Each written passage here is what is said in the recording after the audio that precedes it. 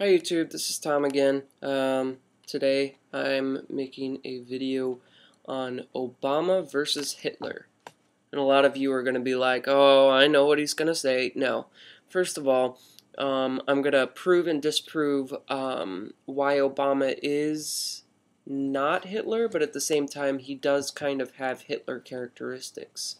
But the reason why he may not be Hitler is because a lot of people thought that about Bush. A lot of people thought that about Clinton. So it's just been, going on for a while. Just about like how people freak out about, oh, martial law, and like September 11th came and went without martial law. Swine flu came and went without martial law, and who knows, maybe the oil spill will come and go without martial law. But okay, in Germany in the 30s, before Hitler was elected, and I say elected because he was elected through a democratic process, so he was generally elected, but not without a bunch of propaganda in the meantime.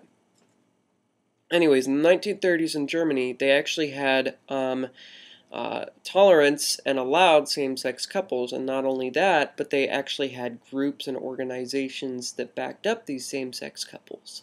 Okay?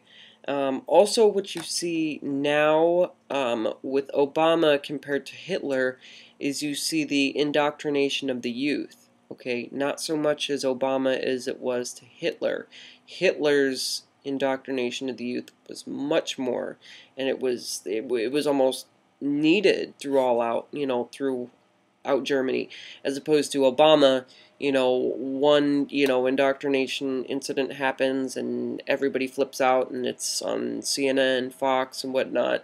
And that's, so it's been kind of put to rest with Obama, but, it has been seen.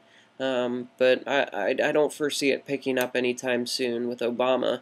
But first of all, or also, with Hitler, the economy was collapsing, and Hitler did give hope and promise to the Germans, and that's why the Germans liked him so much. And they actually, both elections, both Obama and Hitler's, came through a democratic process, both of which were, had propaganda in them. Obama, not so much. Hitler, it was real bad. But yeah, Obama still had propaganda. But like I said, Hitler did not rise to power overnight. It took him a while. Him and some of his friends got together. They kind of boosted up Hitler's ego, like, hey, let's go out there and you should start running for stuff, and we think you'd be perfect for Germany, and you're pretty much the Messiah. And they got him like boosted up, and he's like, yeah, man, I'm gonna do this. So he starts to go to a bunch of the I think it was beer halls in Munich. And he started, talking to people, and, started putting himself out there. Well, one thing led to another. His ego got boosted up more and more. Instead of, spreading around his name, he would not only spread out his name, but he would threaten people and silence them if they didn't believe what Hitler believed in.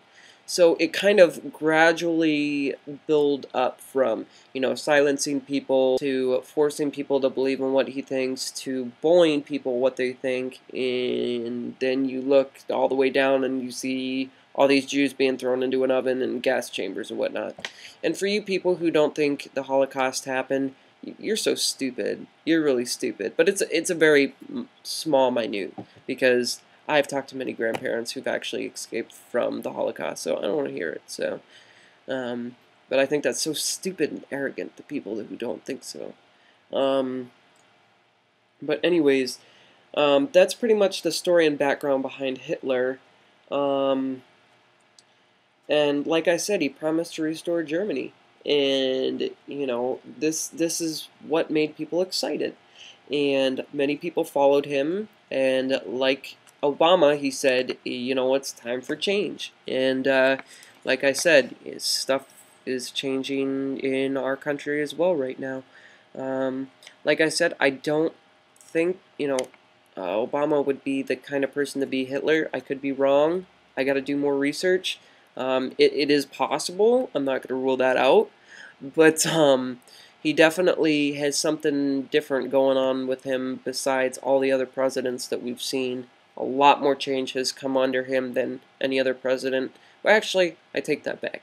A lot happened in Nixon's, even though he was a really shitty president, and Reagan too. But yeah, it's been a long time since we've seen change like this, and like everything with Codex Alimentarius, the regulation of food standards, that's being modified because it's also owned by the FAO and the WHO, and that was up in expiration of December 31st of last year. And since it's a trade commission, and you should look this up, Rima Leibau explains it really good, and she was also on Jesse Ventura's Conspiracy Theory on True TV. Anyway, she explains it pretty well. But anyways, since they're a trade commission, they regulate food standards, and not only that, but since now Codex Alimentarius is up for expiration, now it won't be necessary, although they will still probably carry it out for a while, it will not be necessary to put labels on food, and not only that, but the nutrition facts, and that also labels vitamin A, B, C, K, all the vitamins, all the herbs that you guys see in the health food stores and whatnot will be considered neurotoxins, and they'll be pulled off the shelves, and you won't be allowed to have them without a prescription. And even when you are allowed a prescription, it's a very small, minute dose, and it's not probably going to do you anything. It's like eating a McDonald's burger and say, oh, I got my vegetables for the day. Oh, because there's a little bit of lettuce in it. It's like that. That's how weak it's going to be. And I think Norway, if not Germany itself, had passed this already, so they don't have vitamins flowing in their country without, well, with or without a prescription. Yeah, we have Codex Alimentarius going on. We had the new healthcare bill being passed. We have the oil spill going on, which is switching the regulations on drilling. Well, not yet at least, but we're definitely probably going to see a change in that. There's a lot of stuff going on in our nation right now, and it's more to follow. The economy's probably going to get a lot worse. And I'll talk more about the economy coming up, but it's going to take a dip for the worst. It's going to get really bad, and I'll back it up with facts more later, but it's just going to get worse. You look at the trends and you see that it's going to go downhill from here. Okay, we were in a little bit of a lull. It's a calm before the storm, and it's going to hit us again. So be prepared, guys. I gotta go. Hope you have a good night, and yeah, feel free to comment.